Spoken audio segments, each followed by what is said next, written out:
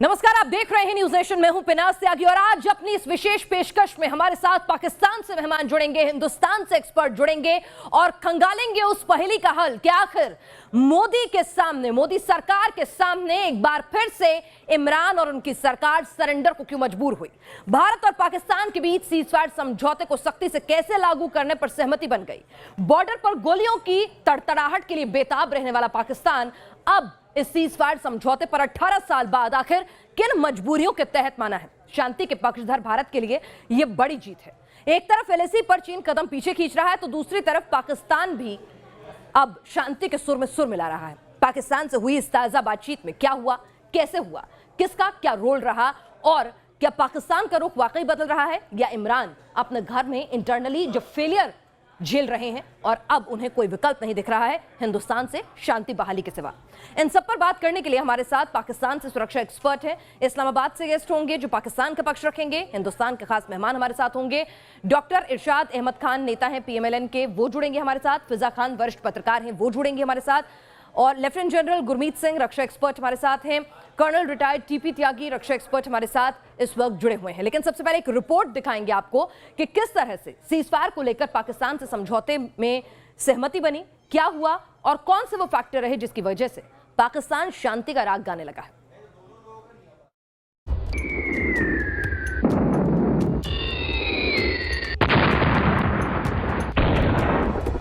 Balakot air strike के 2 साल, LOC पर सीज फायर की सहमति, इमरान का शांति राग। 26 फरवरी इतिहास की वो तारीख है जब भारत ने दुनिया को ये बता दिया कि आतंक के खिलाफ घर में घुसकर मारने का माद्दा रखता है। बालाकोट में भारतीय वायुसेना के पराक्रम से हिल गया था पाकिस्तान। बालाकोट एयर स्ट्राइक पाक की आतंक नीति का सबसे करारा जवाब था और पाकिस्तान को यह साफ संदेश भी कि आतंकवाद के खिलाफ कार्रवाई करने में ना ही भारत उसकी सीमा का ख्याल रखेगा और ना ही उसकी संप्रभुता का। 2 साल पहले बालाकोट एयर स्ट्राइक को अंजाम दिया गया था। 2 साल बाद भारतीय वायुसेना पहले से ज्यादा मजबूत हो चुकी है। भारतीय वायुसेना को राफेल मिल चुका है, मिराज नए अवतार में आने वाले हैं। सुखोई 30 MKI और LCA तेजस की ताकत से भारतीय सेना पूरी दुनिया की सबसे शक्तिशाली सेनाओं में शुमार हो चुकी है। भारत की बढ़ती ताकत से सीमा पार बैठे आतंक के आकाओं में दहशत है।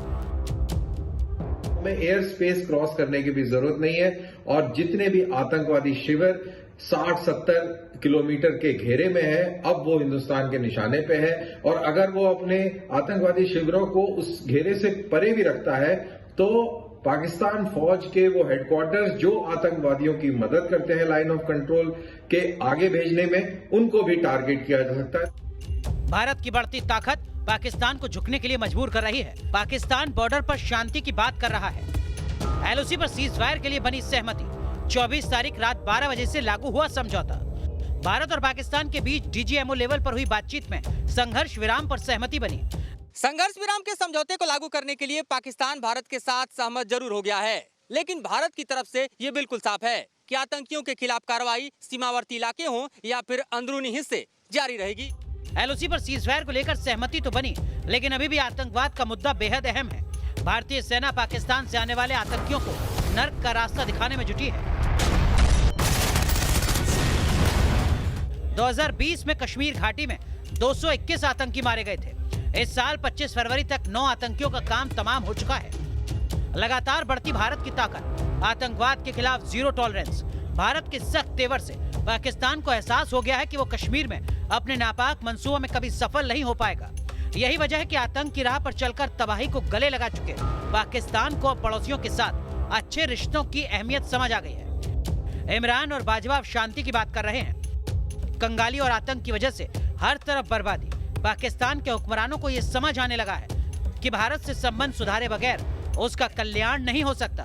बालाकोट एयर स्ट्राइक की दूसरी बरसी पर पाकिस्तान की फौज और उसके कठपुतली पीएम बेबस नजर आ रहे हैं। पाकिस्तान को यह समझ आ चुका है कि भारत से टकराव की वजह से वो सर्वनाश की तरफ बढ़ रहा है। कैलाश के शिखर पर ड्रैगन का दम भारत चकनाचूर कर चुका है और इसी दृश्य को देखकर अब पाकिस्तान भारत से पनाह मांगता हुआ दिखाई दे रहा है। बाजवा से लेकर इमरान खान तक शांति की दुहाई देते नजर आ रहे हैं। बड़े सुभाषचंद्र के साथ मधुरेंद्र कुमार, न्यूज नेशन, दिल्ली। तो हमारे साथ हमारे खास मेहमान लगातार जुड़ रहे हैं और उनसे बातचीत करेंगे। सबसे पहले हमारे साथ डॉक्टर इरशाद अहमद खान पीएमएलएन के नेता इस्लामाबाद से जुड़ रहे हैं, उनसे बात करते हैं। आपका स्वागत है हमारे साथ इस चर्चा में। डॉक्टर खान, सबसे पहले आपसे जानना चाहेंगे, हिंदुस्तान लगातार शांति का पक्षधर रहा, आखिर अचानक से वो कौन से फैक्टर्स हुए जिनके लिए पाकिस्तान हिंदुस्तान की हर बात के लिए राजी हो गया? 18 साल बाद वो हो गया जो पहले नहीं हो रहा था। देखिए, हमेशा से पाकिस्तान की ख्वाहिश ये रही कि अमन रहे। हम आपको बार बार यही कहते हैं कि हम अमन और शांति चाहते हैं, लेकिन हमेशा आप लोगों की तरफ से कुछ ना कुछ ऐसा किया जाता है जिसकी वजह से डिस्टर्ब हो जाता है पूरा खिता। अच्छा। अभी हम तो अमन की शांति चाहते हैं, हमेशा अमन चाहते हैं, हमेशा तभी आप ग्रे लिस्ट में अमन चाहते हैं हमेशा, क्योंकि आप इतने शांति पसंद अमन पसंद मुल्क हैं। तभी लगातार हर राष्ट्रीय अध्यक्ष कहता है कि आतंक पर लगाम लगाइए, क्योंकि आप इतने शांति पसंद और अमन पसंद मुल्क हैं। देखिए हम तो हमेशा से उसामा बिन लादेन आपके यहाँ पाया जाता है, क्योंकि आप इतने शांति पसंद अमन पसंद मुल्क हैं। आपके प्रधानमंत्री खुद कबूल करते हैं कि आतंकियों को ट्रेनिंग देता है आईएसआई, तो आप इतने शांति पसंद अमन पसंद मुल्क हैं। देखिए, आप बात ये करते हैं कि हमने कितने आपके टेररिज्म के बंदे जो आपके पकड़े हैं हमने। अच्छा। अभिनंदन कौन था? देखिए, हम अगर अमन शांति वाले न होते तो अभिनंदन वापिस देखिए, तमीज से बात कीजिए। अभिनंदन हमारे फौजी हैं, ये मत बोलिए कि वो आतंकी है। पहले अपने शब्द ठीक कीजिए डॉक्टर इरशाद अहमद खान। जी हमारे यहाँ फौज की इज्जत बख्शी जाती है, आपकी तरह से नहीं कि अपने फौजियों के शब्द लेने से भी इनकार कर दिया जाता है। आतंकी नहीं है अभिनंदन। हम तो खुश थे कि हमारे अमन के पैगाम को आप प्यार मोहब्बत के तरीके से लेंगे, लेकिन चूंकि आपके अंदर वो अमन शांति वाली है ही नहीं। आप लोग हमेशा ये चाहते हैं कि लड़ाई रहे, झगड़ा रहे। अच्छा। देखिए, आप कितने पुलवामा भी हम करते हैं, हमने कोई ऐसी बात नहीं की। एक बात बताइए, चलिए, हमारे साथ तो आपकी लड़ाई है, हमारे मुल्क के साथ आपको कभी नहीं मुफीद लगता है हिंदुस्तान का कुछ भी। जो बाइडेन राष्ट्रपति बनते हैं, पाकिस्तान में आतंक को लेकर सवाल उठाते हैं, फ्रांस के राष्ट्रीय अध्यक्ष आतंक को लेकर सवाल उठाते हैं, ब्रिटेन की तरफ से कहा जाता है कि आप लगाम लगाइए। एफएटीएफ आपको ग्रे लिस्ट से निकाल नहीं रहा है, ब्लैक लिस्ट करने की नौबत आ रही है, क्योंकि आप आतंक पर लगाम लगाने में नाकाम रहे, और फिर आप कहते हैं कि आप शांति पसंद मुल्क हैं। अरे साहब, सोच कर बोलिए ना, बोल क्या रहे हैं? तो हमने आपका पायलट अभिनंदन वापस किया। क्यों किया? एहसान नहीं किया आपने। अंतर्राष्ट्रीय कुछ संधियां भी होती हैं, और आपको भी पता था कि अगर नहीं होगा तो क्या होगा। आए रोज आप हमारी बाउंड्री पे हमला करते रहते हैं। अच्छा। और उसका जवाब इतना जबरदस्त मिलता है कि आपके फौजी पीछे भागते हैं, लेकिन गुरमीत सिंह जी, फिर भी हमारी ख्वाहिश शांति पसंद अमन पसंद मुल्क है। ये फौजी और आतंकियों में फर्क नहीं जानते, क्या बोल रहे हैं ये? जरा आप ही समझा दीजिए, क्योंकि लगता नहीं मेरी बात इन्हें समझ में आ रही है। मोहब्बत का जज्बा बढ़ाएं। इरशाद जी, देखिए, अभी जो डीजीएमओ लेवल टॉक हुई है, जो सीज फायर की बात की है, लेकिन उसके बावजूद भी आपकी बातों में कोई बदलाव नहीं आया है। और जिस प्रकार नहीं आया बदलाव, देखिए, आप शाउट करेंगे तो जवाब तो बनता है ना। इरशाद जी, हम तो आज खुश थे कि आप प्यार की बात करेंगे, अमन की बात करेंगे, इरशाद जी, आप सुन लीजिए, नम्रतापूर्ण बोल रहा हूं, आप सुन लीजिए। ये जो डीजीएमओ लेवल टॉक हुई है और जो सीज फायर के बारे में बात किया है, और आज का दिन तो आप कभी भूलेंगे नहीं, जो 26 फरवरी बालाकोट, याद है ना, कि जो याद है, हवाई जहाज गए थे, जो 300 टेररिस्ट आपके बर्बाद किए थे ट्रेनिंग कैंप के अंदर में। और आप न जाने किन किन बातें कर रहे हैं। आपको तो मालूम है कि 26 फरवरी से लेकर 1 मार्च 2019 तक क्या हुआ था पाकिस्तान के अंदर। हम नहीं कहेंगे, आपके जो सेनेटर हैं, आपका जो सदन है, उसमें क्या क्या कहा है आपको मालूम होना चाहिए। और आप इस मौके पर बात कर रहे हैं जब दोनों देश ने एक जॉइंट स्टेटमेंट दिया है और आपको एक मौका दिया है। मैं तो वही कह रहा हूं कि हम तो हमेशा से अमन का पैगाम भेजते हैं आपकी तरफ। मैं वही कह रहा हूं कि हम अमन का पैगाम भेजते हैं, लेकिन हर मर्तबा आप लोग ऐसा क्रिएट करते हैं माहौल। इरशाद, अभी अपने प्रोग्राम में देखिए कि मैडम ने एकदम शाउट किया। मैंने यही बात की थी कि हम लोग अमन चाहते हैं। डॉक्टर इरशाद अहमद खान साहब, आप जब इस तरह की बातें बोलेंगे ना कि हम शांति पसंद देश हैं, हमारे विंग कमांडर को आप कहेंगे कि हमने लौटा दिया आतंकी, इस तरह के शब्दों का इस्तेमाल करेंगे ना तो हंसी आती है। आपको जरा मैं एक लंबी चौड़ी फहरिस्त सुना देती हूँ। अमन के लिए हम लोग अमन चाहते हैं, अमन के लिए लौटा दिया। हम हमेशा अमन का पैगाम भेजते हैं हिंदुस्तान में। हम चाहते हैं कि वही मोहब्बतें हों जैसे पार्टीशन से पहले थी हमारी आपस में। हम और आप एक अलहदा नहीं है, आपका और हमारा खित्ता एक ही है। हम कर्नल हमेशा रिटायर्ड टीपी सिंह में अमन इस चाहते वक्त हैं। काफी मुस्कुरा रहे हैं सर इन बातों आपके को। लोग दुनिया भी हमारे- हजम नहीं कर पा रही। अब तो दुनिया भी हर दूसरे दिन कोई ना कोई बयान आता है कि पाकिस्तान अपने आतंकियों पर लगाम लगाए और ये कह रहे हैं कि हम तो अमन पसंद मुल्क है। जी, हम अमन पसंद मुल्क हैं और आप नहीं देखते कि आप क्या आतंक फैलाते हैं अफगानिस्तान से, दूसरी भाई, अपनी ग्रे लिस्ट में सरहदों हम से नहीं यहाँ पे सर। क्या करते हैं आप लोग? दुनिया ग्रे के लिस्ट से सामने इंशाल्लाह निकल सऊदी जाएंगे। अरब से भी रिश्ते हम आपके 9 खराब हो रहे हैं, पॉइंट से हमारे 1 नहीं पॉइंट सर। क्रॉस कर गए, हम तो अभी उनके 1 साथ पॉइंट ज्वाइंट रह गया, एक्सरसाइज 1 करने पॉइंट जा रहे एजेंडा है हैं इंशाल्लाह। बहुत जल्द ग्रे सर। लिस्ट से भी निकल जाएंगे और कमियों का आकलन करने में कोई गुरेज नहीं होता। वावेला कर रहे हैं। अमन के पैगाम को आप लोग इसीलिए उसका वावेला कर रहे हैं कि हम ग्रे लिस्ट से निकल रहे हैं और आप लोगों की ख्वाहिश है कि हम ग्रे लिस्ट में रहें। हम आपके अमन के पैगाम को कबूल आज का करते हैं। दिन है अमन शांति का दिन। मैं बहुत खुश था कि आज हम अमन की बात करेंगे, प्यार की बात करेंगे, लेकिन आपने जहर उगलना है, आप उगलते रहे जहर। जहर नहीं उगल रहे। अरे हम जहर उगल रहे हैं। मैं कह रहा हूँ प्यार की बात करें आज। मैं बहुत खुश था कि आपसे अमन की बात करेंगे, प्यार की बात करेंगे, आपसे कहेंगे वही अमन ट्रेन चला दें, दोस्ती ट्रेन चला दें, बसें चला दें, बाउंड्री खोल दें, वीजे खोल दें, लेकिन आपने फिर वही जहर उगला। हम कबूल करते हैं। हमने 48 में कबूल किया, 65 में कबूल किया, 71 में कबूल किया, 99 में कबूल किया, आगे भी कबूल करेंगे, चिंता ना करें। अभी कबूल करें। बात जाहिर हो गई है। आए मोहब्बत प्यार बढ़ाएं। जाहिर हो गई है कि आपने ये कह के ये पहल किसने की? जी। इंडिया ने नहीं की सर, आपने की। अच्छी बात है, आपने पहल की, बहुत चले, हमने मोहब्बत का हाथ बढ़ाया आपकी तरफ। 2-3 बातें और हमारी सरकार ने मोहब्बत का हाथ नहीं, हम बढ़ाया, तो आपको मोहब्बत का हाथ बढ़ाते हैं, 370 उसके बदले में आप करगिल देते हैं। मोहब्बत का हाथ बढ़ाते हैं, उसके बाद आप पुलवामा दे देते हैं। तो दिक्कत यह है कि भरोसा करें तो करें कैसे साहब? देखिए, आपकी भरोसा आज करें अपनी तो अपना मजबूरी दिल है, साफ करें। घर में कंगाली आपका है, अपना दिल साफ उधार करें, लेने के लिए आप तो ग्रे लिस्ट मोहब्बत में है, बढ़ेगी। तो जब इसीलिए दिल डर में- है ब्लैक लिस्ट ना हो जाए, तो इसीलिए मजबूरी में शांति का राह गला रहे हैं क्या? वही तो हम कहते हैं कि मुंह में राम राम, बगल में छुरी, मुंह में राम राम। भाई, ये बगल की छुरी निकालो और आओ दोस्ती का हाथ बढ़ाओ। आओ चलो प्यार का चलो, हाथ ठीक है बढ़ाओ। ठीक है। एक बात बताइए डॉक्टर खान, मुझे एक बात बताइए। चलिए, हिंदुस्तान और पाकिस्तान आपस में हमारे रिश्ते तल्ख हैं, हम एक दूसरे के बारे में जी भर कर गलत बोल सकते हैं, लेकिन अंतर्राष्ट्रीय पटल पर हिंदुस्तान की तारीफ होती है, हमारे प्रधानमंत्री की तारीफ होती है, लेकिन बार बार इमरान खान को क्या कुछ कहा जाता है। वो एक देश के वजीर आजम है, हम वो कहना नहीं चाहेंगे उनके साथ कैसा सलूक अमेरिका में हुआ, सऊदी में हुआ, और उसके बाद किस तरह से हर राष्ट्रीय अध्यक्ष पाकिस्तान को सवालों के घेरे में रखता है, कटघरे में रखता है, एड बंद कर देता है। चलिए, हम आपस में बुराई करेंगे, हमारे रिश्ते तल्ख हैं, लेकिन दुनिया क्यों आपकी बदनामी कर रही है सर?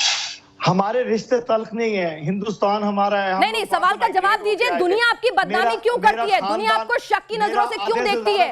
अमेरिका की आपसे इतनी अच्छी दोस्ती थी, उसने कन्नी क्यों काट ली? चीन आपका दोस्त होने के बावजूद भी क्यों आपके साथ संशय के रिश्ते रखता है? हम तो चाहते हैं हिंदुस्तान हम ले लें आपसे और इकट्ठे हो जाएं। क्या कह रहे हैं आप? मैं कह रहा हूं हम चाहते हैं हिंदुस्तान ले लें, क्योंकि हमारे बाओ दाद की जमीनें वहां हैं। अभी तक आधे से ज्यादा रिश्तेदार वहां हैं, हमारी फैमिलीज वहां हैं। हम कह रहे हैं इकट्ठे हो जाएं, आओ प्यार बढ़ाएं। तो आतंक क्यों नहीं रोक देते? पूरी दुनिया कह रही है आपको। आतंक आप रोकेंगे? देखिए, मैंने कहा हमें तो नहीं कह रही दुनिया साहब। बगल में छुरी। एक बात सुनिए ना, यूएन से लेकर हर प्लेटफॉर्म पर लताड़ आपको मिलती है, हमें तो नहीं मिलती। पूरी दुनिया हमारे लिए बायस्ड हो गई है, पूरी दुनिया पाकिस्तान के खिलाफ हो गई है, पूरी दुनिया अंधी हो गई है। पूरी दुनिया पाकिस्तान के खिलाफ साजिश रच रही है क्या? अभी चाइना ने आप लोगों के साथ क्या किया? आप कह रहे हैं ना, चाइना ने क्या किया? उसकी औकात दिखाई, आपको भी पता है सर। और आपको फौजें हटानी पड़ गई और उसके खिलाफ फौजें हमने नहीं हटाई है, डिसएंगेजमेंट चाइना ने किया है, आप भी जानते हैं ये बात। देखिए, आप जरा अपने फैक्ट दुरुस्त कर ले। चाइना तो आपका दोस्त नहीं है, आपको आए दिन लताड़ता रहता है, गिनी पिग की तरह से अपनी वैक्सीन ट्रायल के लिए इस्तेमाल करता है। लेकिन चूंकि हम हमेशा अमन चाहते हैं, आप हमारे खिलाफ बोलते हैं, लेकिन खुदारा आप कोशिश कीजिए कि प्यार की बात कीजिए, एक दूसरे को फूल पेश कीजिए। आज का दिन है, ये अच्छा दिन है हमारे साथ कि हम इकट्ठे हो जाएं। लेफ्टिनेंट जनरल गुरमीत सिंह जी ये कह रहे हैं कि चीन के डर से हमने अपनी फौजें हटाई, जरा इन्हें हकीकत बता दीजिए। नहीं, अच्छा मेरी बात सुने, अब हम बात कर रहे हैं। नहीं, जरा फैक्ट्स पे बात कर लीजिए, हमारे पास एक्सपर्ट मौजूद हैं। हम ये कहते हैं कि जी आए एक दूसरे को फूल पेश करते हैं। आज का दिन फूल पेश करने का दिन है।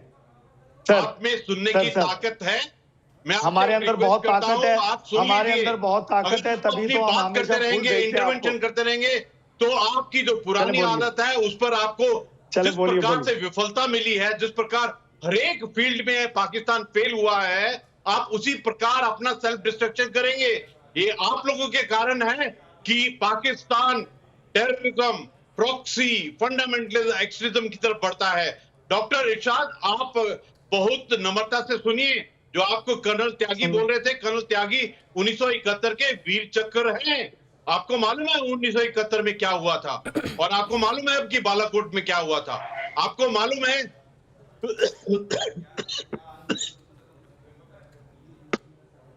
कि मौजूदा स्थिति के अंदर में एलएससी जो चाइना के साथ में वहां पर क्या चल रहा है। आपको मालूम है कि आपका जो नापाक गठबंधन है किस प्रकार फेल हुआ है।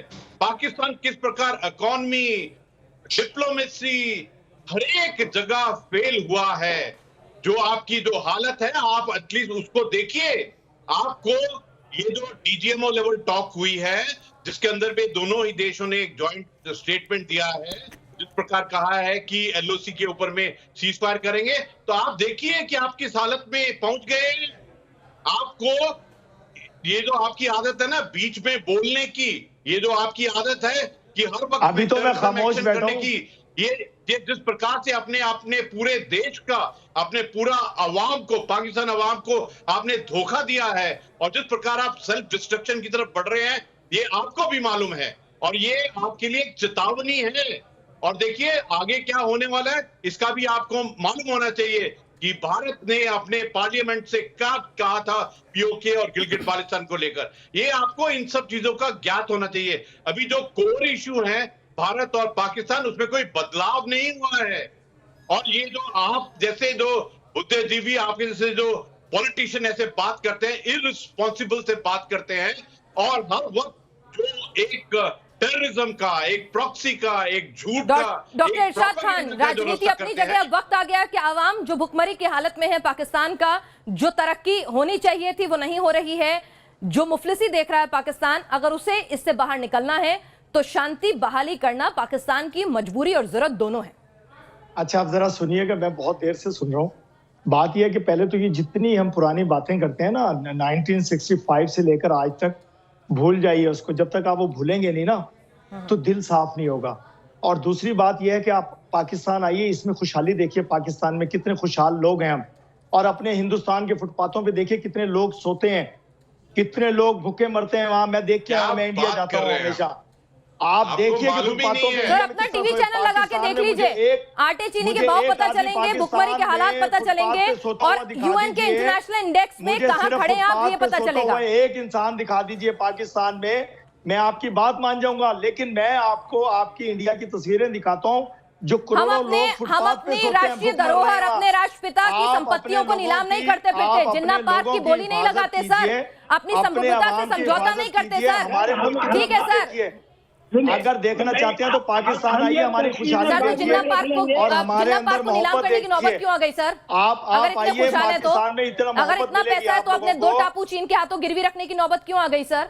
देखें बात यह है कि मैं ये कह रहा हूं कि आप आइए, आपको इतनी मोहब्बत यहाँ मिलेगी पाकिस्तान मोहब्बत में कोई कमी नहीं, और मोहब्बत ही चाहते हैं हम, लेकिन पाकिस्तान फिर क्यों नहीं बाज आते? वो छुरी निकाल लें बगल वाली अपनी, बस। आप धोखा देने से बाज आ जाइए, आप पीठ में खंजर भोंकने से बाहर आ जाइए तो समझ में आएगा। लेकिन छोटे ब्रेक के लिए रुक रहे हैं, फिजा खान जी भी हमारे साथ जुड़ रही हैं, पत्रकार हैं। वहां पर इस पूरे 18 साल बाद हुए सीजफायर के समझौते को कैसे देखा जा रहा है, ये समझेंगे फिजा जी से।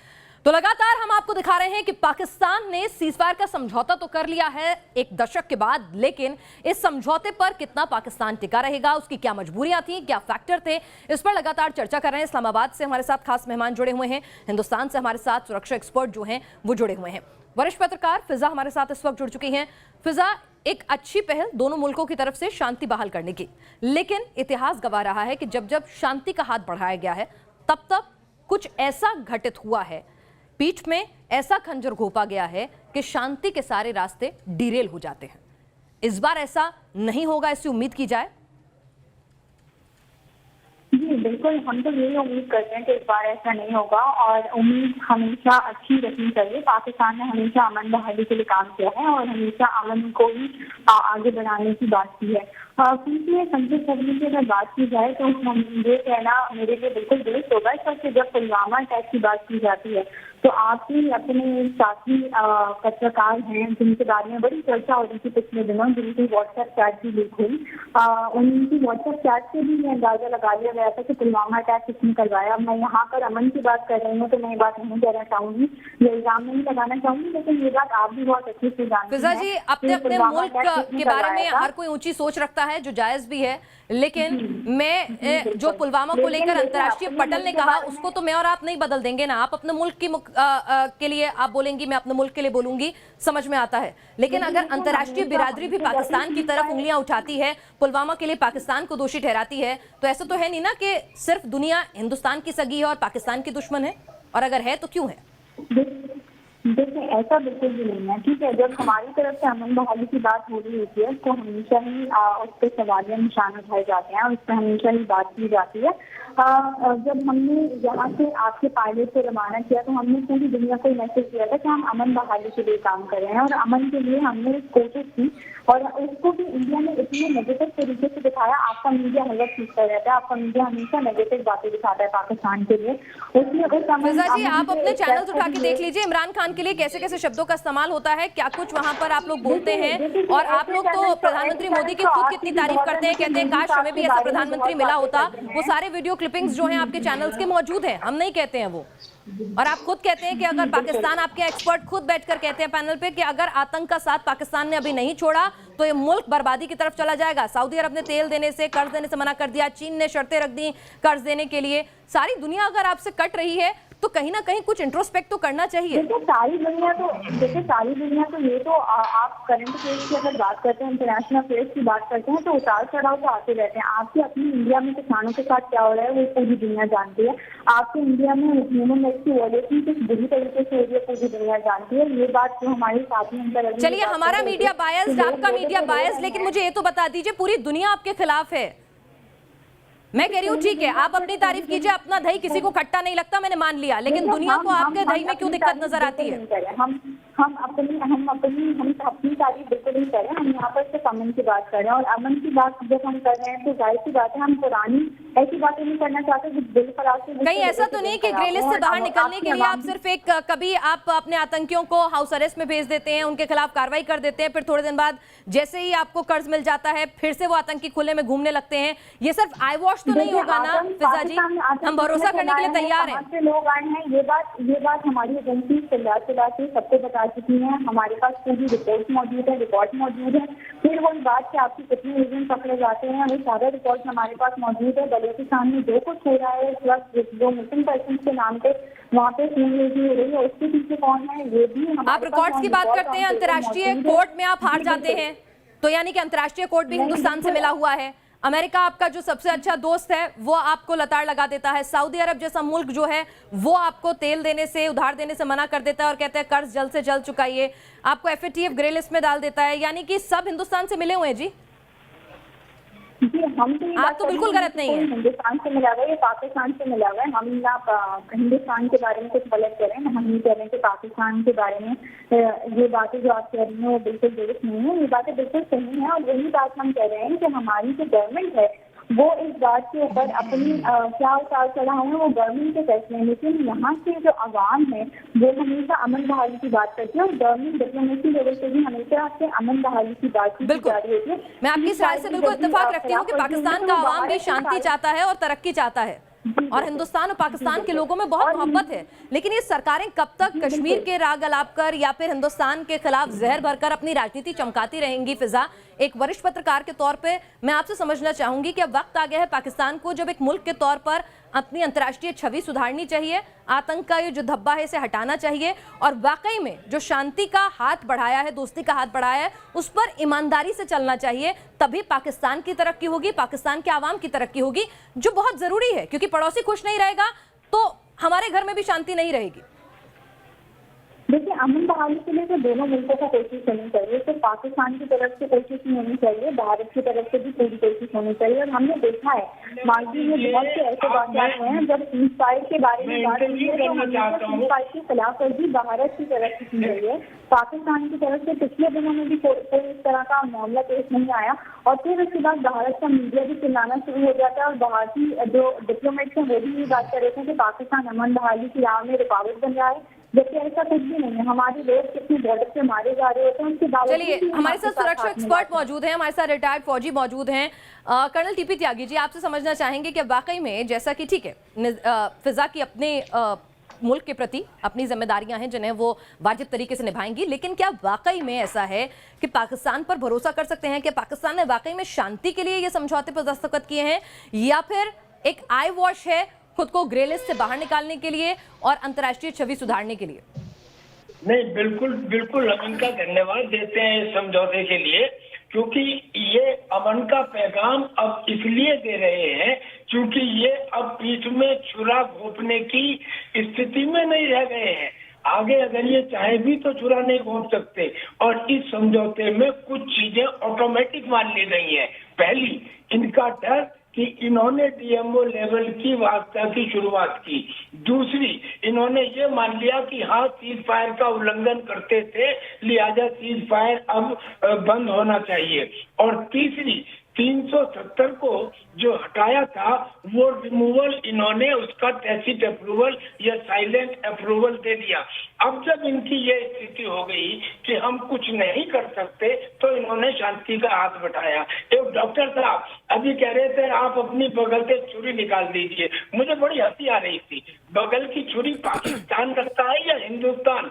अगर बगल की छुरी हिंदुस्तान में रही होती तो तुम्हारी संख्या यहाँ 3 गुना ना बड़ी होती और चूंकि तुम्हारी बगल में है इसलिए वहाँ पे 23,000 डॉक्टर खान, रह गए हिंदू। आप मजबूर हुए, आपको मजबूर किया गया शांति बहाली के लिए, अमन पसंद की हम ये चाह रहे हैं कि देखें त्यागी जी ने कहा ना कि जी बगल में छुरी और वाकई आप लोगों के है। आप देखें कश्मीर में क्या कर रहे हैं आप लोग। मकबूजा कश्मीर में इंसानों के साथ जुल्म और बर्बरियत फैलाई हुई है आप लोगों ने। आपके मुंह से ऐसी बातें सुनना अच्छा नहीं लगता, आपके मुंह से ऐसी बातें सुनना अच्छा नहीं लगता। पूरी दुनिया ने आपको 370 पर कह दिया, खुद आप मान गए कि हमारा अंदरूनी मसला है और फिर से आप राग अलाप रहे हैं। हम ये चाहते हैं आप अपना घर संभाल लीजिए, आपको बता दिया ना कि इस बार बात पीओके पर होगी, अब कश्मीर पर बातचीत नहीं होगी। सदन से हमारे गृह मंत्री ने ऐलान कर दिया ना, आपको समझ में आए ना डॉक्टर खान? इंसानों का और इंसानियत का मसला है।